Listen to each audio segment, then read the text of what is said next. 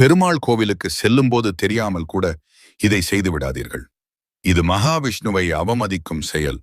நீங்கள் பெருமாள் பக்தராக இருந்தால் இந்த வீடியோவை லைக் செய்து, நாராயணா என கமெண்ட் செய்து, சேனலை சப்ஸ்கிரைப் செய்யுங்கள்.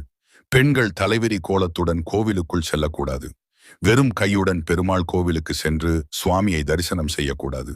பெருமாளை நேராக தரிசனம் செய்யக்கூடாது. பெருமாள் கோவிலில் கொடுக்கும் பிரசாதத்தை தெரியாத நபருக்கு கொடுக்கக்கூடாது. பெருமாள் கோவிலில் சுவாமி தரிசனம் செய்துவிட்டு அமரக்கூடாது. பெருமாள் கோவிலில் கொடிமரத்துக்கு முன்பு நின்றுதான் சுவாமியை வணங்க வேண்டும். பெருமாள் கோவிலில் கொடுக்கும் தீர்த்தத்தை தலையில் தெளிக்கக்கூடாது. பெருமாள் கோவிலில் மற்றவர் கால்களில் விழுந்து வணங்கக்கூடாது. பெருமாள் கோவில் கோபுர நிழல் மேல் நடக்கக்கூடாது. பெருமாளுக்கு நெய்வேத்தியம் செய்யும் போது பார்க்கக்கூடாது. சாமியை ஒரு முறை மட்டுமே வலம் வர வேண்டும். கோவிலுக்குள் வரும்பொழுது தூய்மையாக குளித்துவிட்டு ஈரமில்லாத துணியுடன் வர வேண்டும். சுவாமிக்கு ஆரத்தி காட்டும்போது